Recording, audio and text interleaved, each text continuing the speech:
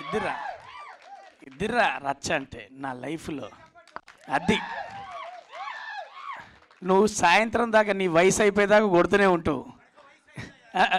అయిపోయేదాకా అంటున్నాడు. Love you రా తమ్ముడు. తమ్ముడు స్కూల్ పోలే. తమ్ముడు స్కూల్కు పోనట్టున్నది అలా. సరే,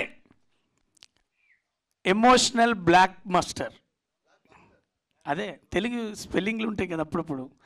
ఇది సక్సెస్ మీటు కొందరు వారం రోజులకు చేస్తారు, 2 వీక్స్ చేస్తారు. తమ్ముడు అందరిని వీలు చూసుకొని మీడియా మిత్రులు అందరూ దొరికినప్పుడు పెట్టుకుందామని, అందరూ ఏ ఈవెంట్ లేకుండా ప్రశాంతంగా దొరికినప్పుడు మా అందరినీ కలెక్ట్ చేసి అందరికీ ఈ వేదిక ద్వారా అక్కడ ప్రేక్షకులకు, అలాగే కార్యకర్తలకు ముఖ్యంగా, అలాగే సినిమా నటులకు, పాత్రికేయ మిత్రులకు పేరు పేరున థ్యాంక్స్ చెప్పాలి. రవణ దీన్ని ప్లాన్ చేసుకొని నేను చేస్తా. అది లేట్ అయిందని అనుకుంటారు కావచ్చు, కానీ లేటెస్ట్గా చేద్దామని చెప్పి తమ్ముడు చెప్పిండు. అది వాడి ప్లాన్. ఎందుకంటే తమ్ముడిని నేను మీ అందరికీ చెప్పాలంటే నేను కొద్దిగా సుదీర్ఘంగానే చెప్తా. అంజనా మీరు చెప్పింది ఇందాక తమ్ముడు అన్నాడు కదా, స్పీచ్ ఇస్తాడని అనుకోలే అన్నాడు. ఇది స్పీచ్ కాదన్న, ఓట్ ఆఫ్ థ్యాంక్స్. అందరికీ పేరు పేరున మర్చిపోకుండా, పేరు పేరున వాళ్ళందరికీ వాళ్ళకి థ్యాంక్స్ చెప్పే విధానంలో అంజన్న మర్చిపోకుండా ప్రతి ఒక్కరికి చెప్పిండు. కాబట్టి అంజన్న మీ బాధ్యత, మీరు దర్శకులుగా, క్యాప్టెన్ ఆఫ్ షిప్గా సినిమానే కాదు ఓట్ ఆఫ్ థ్యాంక్స్ కూడా గ్రాండ్గా చెప్పిళ్ళు. అది లవ్ యూ. దాని తర్వాత తమ్ముడిది నాది పరిచయం ఏంటంటే మీ అందరికీ చెప్తా. నేను మిమిక్రీ ఆర్టిస్ట్గా వన్స్ మోర్ ప్లీజ్ చేసేటప్పుడు మూర్తి అన్న, నేను, మీ అందరం చేసేటప్పుడు రాకేష్ కూడా ఒక మిమిక్రీ ఆర్టిస్ట్గా వరంగల్లో మాకన్నా ముందు హైదరాబాద్ సిటీకి వచ్చింది తనే. మాకన్నా ముందు మేము వరంగల్లో ఈవెంట్లు చేసుకుంటూ అక్కడేదో ఉద్యోగాలు అవి చేసుకునే క్రమంలో అక్కడ ఒక గోకుల్ ఛానల్లో, దాని తర్వాత మా టీవీలో ఇలా మాకు వేదిక, మేము జెమినీ ద్వారా వన్స్ మోర్ ప్లీజ్ చేశాం. కానీ వాడికి ఆఫర్స్ అందిపుచ్చుకోవడంలో ఫస్ట్ రాకేషే ఉన్నాడు. అది గోకుల్ ఛానల్లో కావచ్చు, అది మా టీవీలో కావచ్చు. వాడిని వెళ్ళి కలవడానికి తమ్ముడు చేస్తున్నప్పుడు రాకెట్ రాఘవన్నతోటి కలిసి గోకుల్ ఛానల్లో చేసేది. ఖైరతాబాద్ పోయి కలిసి వచ్చిన తమ్ముడు నువ్వు బాగా చేస్తున్నారని, నాకు కూడా ఏదైనా ఆపర్చునిటీ చూడు అని. ఆ టైంలో మా పరిచయం. నేను రాకేష్ను చూసిన క్రమంలో జయలక్ష్మి అమ్మ పేరు అంతేగా, జయలక్ష్మి తనయుడు జయలక్ష్మి ఉన్నది. తల్లి తండ్రి తానే పెంచే ఒక కొడుకును చూసా. నేను చూసిన నా రాకేష్కు ఖచ్చితంగా నేను బాగా చెప్పాలంటే వానికి కొనుక్కోవడానికి కూడా చెప్పులు లేని కాలంలో నేను వాడిని చూసా. ఆ కాలంలో ఒక మైక్ ఇస్తే చాలు స్టేజ్ దగ్గరికి వెళ్ళి నా మిమిక్రీ నేను చేసుకుంటా అని చెప్పి అవకాశాల కోసం ప్రూవ్ చేసుకోవడానికి వాడి అప్పటి నుంచి ఇప్పటిదాకా అదే బాడీ లాంగ్వేజ్ తోటి, అలాగే వాళ్ళందరితోటి పని తీసుకునేదాన్ని కావచ్చు, పని దొరకపట్టుకోవడంలో కావచ్చు, అందిపుచ్చుకోవడంలో కావచ్చు, కమ్యూనికేషన్ మెయింటైన్ చేయడంలో కావచ్చు, ప్లాన్ చేయడంలో కావచ్చు, దాని ఆచరణలో పెట్టడం కావచ్చు, సక్సెస్ కొట్టడంలో కావచ్చు, రాకేష్ గానికే గుర్తింపు. ఎందుకంటే మేమందరం చెప్తున్నాం కదా, ఒకడు అవకాశం అమ్మాయి ఇలా అవకాశం దొరికింది, చేసినాం, అయిపోయింది అని పై పడుకుంటాడు. అమ్మాయి రిలీజ్ చేసినాం, సంతోషం, అయిపోయిందని ఒకటి పడుకుంటాడు. అమ్మాయి మొత్తానికి అయితే పిడా వదిలింది అనుకుంటాడు. తమ్ముడు నువ్వు ఇందాక కూడా చెప్పినావు, యుద్ధం చేసినా నువ్వు మళ్ళీ దాన్ని రైట్ చేస్తా.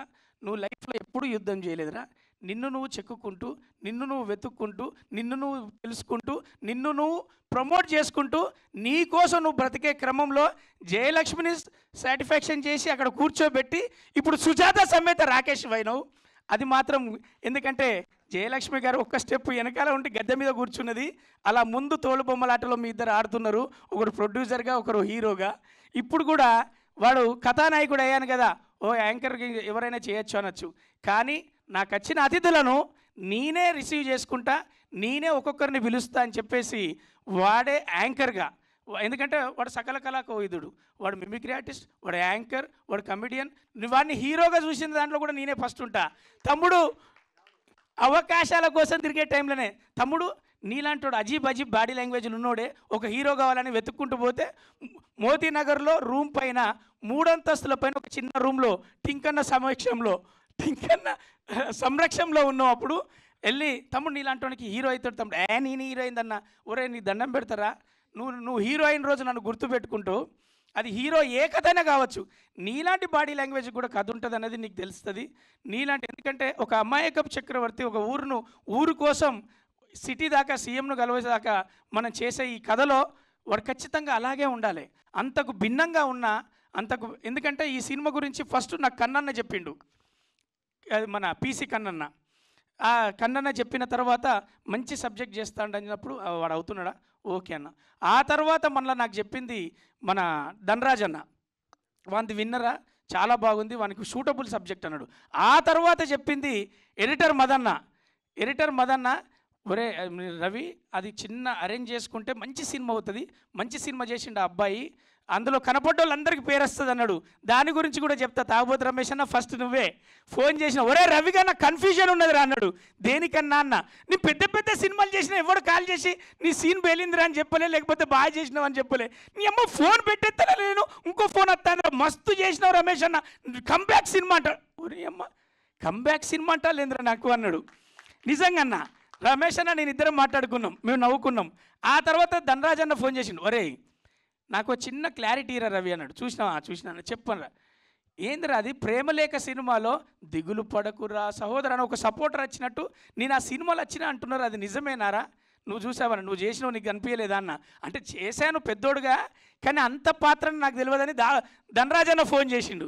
ఏమో నాకు కన్ఫ్యూజన్ ఉందిరా, నాకు రేపు ఏ పాత్ర చేసినా నిజంగా పెద్దోడు అయినట్టు అనిపిస్తుంది రా ఇప్పుడు అని. అంటే లేదన్నా సపోర్ట్ చేసినట్టు నీ క్యారెక్టర్ పేలింది కాబట్టి ఫోన్ వచ్చిందన్న.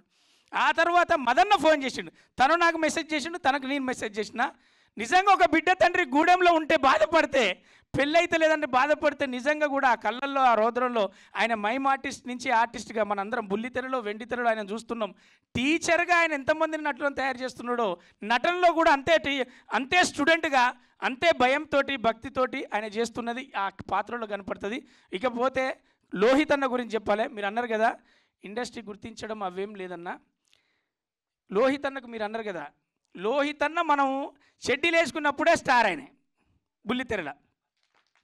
అప్పుడు రాకేష్ గారు షెడ్డీ కూడా వేసుకున్నాడో లేదో కూడా తెలియదు. అంటే చెప్తాను, సీనియర్ చెప్తాను రా, ఇంటి దగ్గర ఉన్నారు, ఆ టైంలోనే స్టార్. అంటే సమయం అన్నది ఉంటుందన్న, టైం ఎవరికైనా ఒకసారి టైం వస్తుంది. లోహిత్ అన్నకు కరెంట్ అఫైర్లు వస్తుంది. గతంలో ఉంటే పురాణ నటుడు పాత నటుడు అంటారు, ఇప్పుడు కరెంట్ అఫైర్లో ఉంటే ఫ్రెష్, అరే ఆయన టైం నడుతుందిరా అని గుంజుకొచ్చుకుంటారు. కాబట్టి లోహిత్ అన్న మీకు కూడా ఖచ్చితంగా ఒక కరెంట్ అఫైర్లో మీకు మంచి పాత్రలు రావాలని కోరుకుంటున్నా. ఆ తర్వాత మ్యూజిక్ డైరెక్టర్, ఈ పాటల గురించి కాశల శ్యామన్న, తమ్ముడు మంచి పాటలు రాసిన ఒకసారి విను అన్నాడు. మొత్తం పాట పాడినాక ఇది ఎవరి కోసం అంటే తమ్ముని కోసం అన్నాడు. ప్రాణం పెట్టి రాసినావు అన్న, ఇది బాగా ఉన్నదన్నాం. ఆ తర్వాత చరణ్ రాజ్ అన్న, చిన్ని చరణ్ అన్న, చరణ్ అర్జున్, ఈ ఒక్కొక్క పేరు కాదే, అరే మొత్తానికి ఎత్తి చరణ్ అన్న. ఈ మ్యూజిక్ డైరెక్టర్ కూడా అవి మొత్తం అంటే నేను వీడికి మాత్రమే. నిన్ననే అన్నాడు, అన్న నువ్వు ఎవడెవడుతున్నా టచ్లు ఉంటావు నాకు తప్ప అంటే, ఒరే నేను నీకు ఒక మేనేజర్ ఉంటాడు, అదే ధనరాజ్, లేదురా అన్న నా గురువు అన్నాడు. అరే నీకు లైఫ్లో గురువేరా, కానీ నీ అప్డేట్లు ఈ టైంలో భార్య దగ్గర పోతాడు, ఈ టైంలో అమ్మ దగ్గర కూర్చొని కాఫీ తాగుతాడు, ఈ టైంలో సినిమా గురించి మాట్లాడుతాడు, ఈ టైంలో లెక్కలు చూస్తాడు, ఈ టైంలో వాడు టెన్షన్ పడతాడు, ఈ టైంలో వేరే దగ్గర ఉన్నాడు అని వాడు ప్లాన్లను ఎత్తాడు, ఈ టైంలో సంతోషాన్ని దగ్గర పోయాడు, ఈ టైంలో ఇంకో దగ్గర. అంటే మొత్తం ఇన్ఫర్మేషన్ నేను ఎందుకు తీసుకుంటా అంటే వానికి అనిపిస్తే ఫోన్ ఎత్తుతలేడని. ఫోన్ ఎత్తాల్సిన అవసరం నువ్వు ఏడునో నాకు తెలుసు. భార్య కూడా చెప్పదు అట్లా డీటెయిల్స్. ఏమోనండి మా ఆయన గురించి నాకు సరిగ్గా తెలియదు అంటే ఏ భార్యని అడిగినా, ఈయన గురించి అడగాలంటే మాత్రం ఖచ్చితంగా ధనరాజ్ అన్నకు ఫోన్ చేయాలి. అరే ఇప్పుడు మీ ఇంట్లో ప్లానింగ్ ఏంటంటే ఇంకేం అనుకోలేదురా, కానీ రాకేష్ గారు ఏమనుకుంటాడు, ఇప్పుడే రా పోస్టర్ అనుకున్నాడు, పెద్ద ఆయన దగ్గర పోయి రిలీజ్ చేయిద్దాం, లేకపోతే అదొకటి అనుకుంటున్నాడు, ఒక డేట్ ఫిక్స్ అవుతుందిరా, అంజన్న నేను అందరం కలిసి భీమాస్ హోటల్ దగ్గర ఆఫీస్ కాడ కూర్చుంటున్నాం రా. ఇంతుంటుంది ఇన్ఫర్మేషన్, ఇంతుంటుంది. ఇకపోతే నవీన్ అన్న కలిసిండు, అన్న నేను సినిమా చూసినా, నేను ఏదో అనుకున్నా, ఉన్న సీన్ వరకు మస్తు ఉన్నదన్న, నువ్వు అసలు సినిమాలో లేవనుకున్నా, ఆ ఫంక్షన్లో వచ్చి మాట్లాడతా, నువ్వెట్లా అనుకున్నావే, వాడు లేనోడే వాడు అన్న పిలుస్తాడా, లేనోళ్ళందరినీ పిలిచింది సహాయం చేయడానికి. పని తీసుకోవడంలో రాకేష్లో సక్సెస్. నేను ఇంతసేపు ఎందుకు మాట్లాడుతున్నా అంటే, ఇంతకుముందే పెద్ద ఆయన చెప్పిళ్ళు మన ఆహా ఛానల్ నుంచి శ్రీనివాస్ అన్న, ఆయన ఒక మాట అన్నాడు, కమిడియన్స్ అంటే చూసేది బతుకు తెరువులో మేము కమిడియన్స్ కావచ్చు, కానీ మా ఇంటికి మేమే హీరోలం, మా కథకు మేమే హీరోలం, మా కథకు మేమే కథానాయకులం. అది సందర్భం వచ్చినప్పుడు తెలుస్తుంది, కానీ మేము బతుకు తెరువులో 4 గింజల కోసం, బ్రెడ్ అండ్ బటర్ కోసం మాత్రమే మేము కమిడియన్స్గా చేశాం. కానీ మాకొక గాథ, మాకొక కథ ఉంటుందని నమ్ముకొని బతికే వాళ్ళం మేము. అందుకే చూసే కోణాన్ని బట్టి ఉంటుంది, చూసే మనసును బట్టి ఉంటుంది. మొత్తానికి మమ్మల్ని చూసే ఎక్కడైనా పెళ్ళి పందిరి దగ్గర నుంచి మొదలు పెడితే చావుళ్ళ దగ్గర కూడా అక్కడ చూసిన వాళ్ళందరూ మీ షోలు చూస్తున్నామనండి, బాధను వదిలేసి 2 సెకండ్లు మాతో మాట్లాడతారు అండి, మీ షోలు అన్నీ మమ్మల్ని నవ్వించినాయని చెప్తారు. అదే ప్రపంచంలో ఒక అదృష్టంగా భావించేది ఏంటంటే హాస్య నటుడుగా పుట్టడం, హాస్య నటుడిగా అన్నాన్ని సంపాదించి నా కుటుంబాన్ని సాదుకోవడం ఒక అద్భుతమైన అవకాశం నాకు దేవుడిచ్చింది. ఎందుకంటే శత్రువు లేనిది పోటీ మాత్రమే ఉన్నది, అద్భుతంగా జీవించేది ఒక కమెడియన్ జీవితమే. అది అద్భుతంగా మేము ఫీల్ అవుతూ ఉంటాం. ఆ రోజులో మూగ భాషలో మైమ్లో చేసినటువంటి మన మోనో యాక్షన్లో చేసినటువంటి చార్లీ చాంప్లిన్ దగ్గర నుంచి ఈరోజు మీ ముందున్నటువంటి రాకేష్ రచరవి వరకు మేమందరం కూడా ఎదుటోన్ని నవ్వించడానికి, ఎదుటోన్ని మనం ఇంప్రెస్ చేయడానికి, ఎదుటోన్ని ఆహ్లాదపరచడానికి మాత్రమే మా బతుకు తెరలో మేము కమెడియన్స్. కానీ లేకపోతే తెరలు దొరికితే కేసీఆర్ లాంటి, కేతావత్ చంద్ర రామావత్ లాంటి ఆ కథానాయకుడు రాకేషే అవుతాడు, రేపు ఇంకొకడు అవుతాడు. ఇంకపోతే మాకు కమెడియన్ల నుంచి ఒక గుర్తింపు తెచ్చుకునే క్రమంలో మా బలగం వేణన్న, ఆయన వల్ల ఈరోజు నేను వేణన్నకి ఈ డయాస్ మించలి మా కమెడియన్స్ అందరి తరఫున, ఎందుకంటే బ్రహ్మానందం గారు కూడా చాలా అద్భుతంగా ఫీల్ అయ్యాడు. అరే కమెడియన్స్ చాలామంది సినిమాలు చేశారా, కానీ వేణన్న చేసిన సినిమా హిట్ అవ్వాలి, ఎందుకంటే వేణు అనేవాడు కూడా కమెడియన్ రా, మన కుటుంబం రా అని బ్రహ్మానందం సార్ నాతో షేర్ చేసుకున్నాడు. ఫస్ట్ రోజు ఫోన్ చేసి అరే ఏమైందిరా సినిమా అంటే పెద్ద హిట్ సార్ అనగానే కమెడియన్ గెలిచిండ్రా అన్నాడు. అలాగే కమెడియన్ డైరెక్షన్ చేసిన దాంట్లో బ్రహ్మానందం గారు వేణన్నకు చాలా, వేణన్న మేము ఎక్కడికి వెళ్ళినా కమెడియన్గా చూసే మమ్మల్ని కథేమైనా ఉందా, కథేమైనా చెప్తావా బాబు అని స్టేజ్కి తీసుకొచ్చిన నీకు ఈ డయాస్ నుంచి మనస్ఫూర్తిగా చేస్తున్నా సలాం. ఆ తర్వాత నెక్స్ట్ కూడా బ్రహ్మానందం గారు నైట్ ఫోన్ చేసి అదే నేను ఆ తర్వాత ఆ సినిమా తర్వాత మళ్ళీ వెంటనే ఈ సినిమాకు ఒకరోజు ఇంట్లోకి వెళ్ళి వెళ్తున్నప్పుడు ఏదో వీళ్ళు వచ్చినప్పుడు సరిగ్గా టైం ఇవ్వలేకపోయిన రాని దాని గురించి కూడా నాకు 20 నిమిషాలు మాట్లాడిండు. ఆ తర్వాత సినిమా రిలీజ్ అయిన వెంటనే ఏమైందిరా రవి ఆ సినిమా గురించి, కేసీఆర్ గురించి అంటే అన్న వాడు ఏ జోన్ అయితే అనుకున్నాడో, ఎవరినైతే కనెక్ట్ అవ్వాలనుకున్నాడో, ఎక్కడైతే పేరు తెచ్చుకోవాలనుకున్నాడో, ఏ గుండెలకైతే పంపాలనుకున్నాడో అక్కడ ఖచ్చితంగా పంపిండాను అనగానే చాలా నాకు 1 నెంబర్ పెట్టి నేను ఫోన్ చేయాలి ఇప్పుడు అన్నాడు. ఎందుకంటే డైల్లో లేట్ అవుతుందేమో అని వచ్చిన దాన్ని డైరెక్ట్ వస్తే ఫోన్ పోతుంది అని చెప్పి ఆ నెంబర్ మాత్రమే పెట్టు, పేరు పెడితే మళ్ళీ ఎత్తుకోవాలిరా అన్నాడు. నెంబర్ పెట్టగానే ఫోన్ చేసిండ్రా అన్నాడు. అలాగే రేపు ఇదే ఆహాలో, ఇప్పుడు ఆహాలో నెక్స్ట్ మనది డేట్ పడుతుంది, అప్పుడు మనందరం చూస్తాం. మంచి సినిమా చేసిండు రాకేష్ అని మీరు అంటారు. ఇదే ఆహాలో మన అదిరే అన్న అభినయ్ కృష్ణగా ఒక సినిమా చేశాడు, అది కూడా డైరెక్షన్ అయిపోయింది, రాస్తారు అన్నతోది చిరంజీవ. నెక్స్ట్ ధనరాజ్ అని ఉన్నాడు, నెక్స్ట్ రామెల్ల రమేష్ ఉన్నాడు, అదే మీ అందరికి తెలిసిన తాగుబోతు రమేష్ లైన్లో ఉన్నాడు. ఇట్లా చెప్పుకుంటూ పోతే కమెడియన్లో ఇంత అద్భుతమైన సినిమాలు తీస్తే డైరెక్టర్ బోర్డు పెట్టుకున్న వాళ్ళు మేమందరం ఇలాంటి సినిమాలు తీయాలనే బాధ్యత పెంచబోయేది ఖచ్చితంగా ఈ టాలీవుడ్ కమెడియన్సే, టాలీవుడ్ మన హాస్య నటులే. ఇది ఖచ్చితంగా అన్న అంజన్న మీ పాత్ర గురించి చెప్పాలంటే ధనరాజ్ అన్న 100 సార్లు ఒరే ఒప్పించే వరకు కాదురా, ఇది మెప్పించే వరకు కాదురా, ఇది రిలీజ్ అయ్యేదాకా అంజన్నకు ఒక పెద్ద పని పెట్టినరా. రాకేష్ గారి బాడీ లాంగ్వేజ్ తెలుసు, రాకేష్ గారి తీరు తెలుసు. అలాంటి పరిస్థితుల్లో ప్రతి ఒక్కరికి ఆన్సర్ చేసుకుంటూ, చెప్పుకుంటూ, తీసుకుంటూ ఎడిటర్ దగ్గర నుంచి, ఎడిటర్ మదన్న కూడా చెప్పాను కదా, చాలా బాగా వచ్చినాయి సీన్లు, చాలా బాగా చేసుకున్నాడు. దాన్ని కొద్దిగా నేను ఫైట్ చేస్తా, ఎంత ఉండాలో అంతే ఫైట్ చేస్తా. అవసరం లేదని ఎందుకు చెప్తున్నా అంటే ఆయన తీసింది ఆయనకు కన్ను విప్పుగానే ఉంటుంది, కానీ ఆడియన్కు కంటికి క్లిప్ అవ్వకుండా అలాగే అంటిపెట్టుకోవాలంటే కసాయిగా నేను ఉండాలని చెప్పిందే మదన్న. ఆ మదన్న పాత్ర కూడా బాగా పోషించిండు కాబట్టి ఈ రోజున మీ అందరూ సక్సెస్ ఖచ్చితంగా మీరు ఆ ఇల్లు మనందరం కూడా ప్రూవ్ చేసుకోవడానికి కుదిరింది. కాబట్టి ఇక ముందు కూడా రాకేష్ కూడా దీనికి 2వ సిరీస్ కూడా చేయమని చెప్పినా చేయమని చెప్పు ఉంటుంది, కథలు అది ఆటోమేటిక్గా ఉంటాయి. తర్వాత అతని దగ్గరికి కూడా మంచి కథలు వస్తాయి, మంచి భవిష్యత్తు ఉండాలని మనస్ఫూర్తిగా కోరుకుంటున్నా.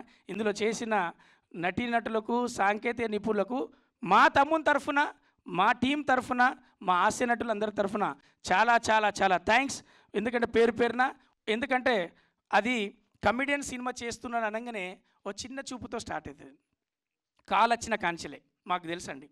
కానీ దానికి అడిగిన వాళ్ళందరూ ధనరాజ్ అన్న కావచ్చు, తాగబోతు రమేష్ అన్న కావచ్చు, నా కావచ్చు, మదన్న కావచ్చు, ఎవరైనా లోహిత్ అన్న కావచ్చు, ఎవరు వెనక అడిగిన పాత్రకు వాళ్ళు డేట్లు అడ్జస్ట్ చేసుకొని అంజిగాడు కావచ్చు, వాడు తమ్ముడు సాగర్ కావచ్చు, ఎవరు వీళ్ళో వాళ్ళ ప్రకారం అన్న పిలిచిండు మనం చేసి రావాలని, వాడి తమ్ముడైతే అన్న అనుకున్నాడు, అన్న అయితే తమ్ముడు అనుకున్నాడు, వానికి సహకరించాలని మీడియా మిత్రులు, సాంకేతిక నిపుణులు, నటీనటులు, ఆఖరికి థియేటర్ కోసం పోయిన కార్యకర్తల దాకా నీకు సపోర్ట్ చేసిళ్ళు, బాధ్యత పెంచిళ్ళు. ఇదే మంచి పేరు కాపాడుకొని మంచి సినిమాలు చేసి అందరినీ గెలుచుకుంటాబో. సుజాత సమేత Rakesh. Thank you, love you. నా బాధ్యత అన్న, నా గడ్డ మీద పుట్టినోడు అన్న. వీడు ఎక్కడి నుంచి వచ్చి ట్రైన్ టికెట్, వాడు 25 రూపాయలు టికెట్ కొన్నాడో లేదో నాకు తెలియదు ట్రైన్కు, కానీ ఈరోజు నీ అమ్మ టికెట్లు కొనిచ్చిండు కదా సినిమాకి. అరే ఏందన్న అది? సక్సెస్ కొట్టినోనికి ఎవడైనా ఉంటాడు, సక్సెస్ కొట్టాలనుకున్నాడు ఎంబడి ఉండాలన్నా వద్దా? అదే లెక్క.